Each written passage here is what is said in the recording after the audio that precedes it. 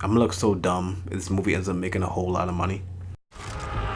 Isn't this fun? It's just like the sleepover. We should order pizza. Big Cosmos. Harley, focus. Okay. There might not be anyone more hopeful for the DC Cinematic Universe than this guy right here. Which is why I need to call it like I see him when I see him. So, Birds of Prey is a big risk for DC films, right? It's very experimental, and marketing for this movie should be taken with the utmost caution.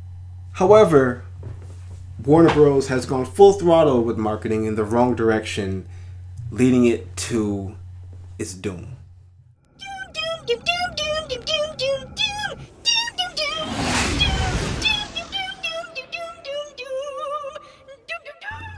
Before its release, Birds of Prey has effectively alienated its core audience base. And I'm going to tell you how after you guys hit that subscribe button. All set? Awesome. So, the movie has quickly gone from a Harley Quinn's redemption film to DC's sorry attempt to get Jared Leto's Joker the hell up out of here.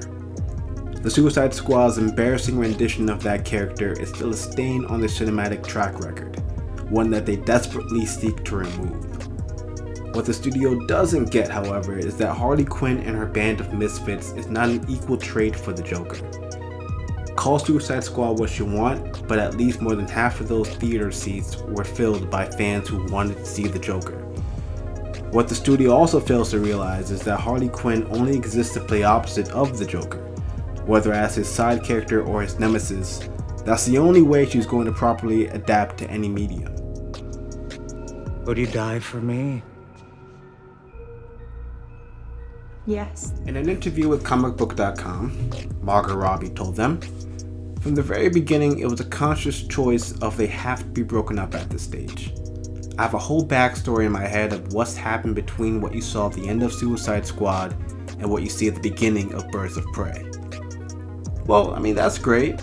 Wouldn't we appreciate seeing the backstory though? Just Xing him out of the cinematic world just comes off very forced. I mean, I get it. Margot Robbie as Harley Quinn kills it. She's wild, she's fun, and extremely charismatic on screen, but she will not fill those seats alone.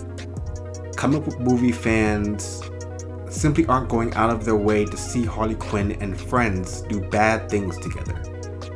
Mind you, this has little to do with their all-female cast and a lot more with the writers trying to rewrite an already established character. I mean, check out the Harley Quinn animated series. They've done nearly the same thing with the character by liberating her from the Joker. However, they don't ignore or pretend that the Joker doesn't exist.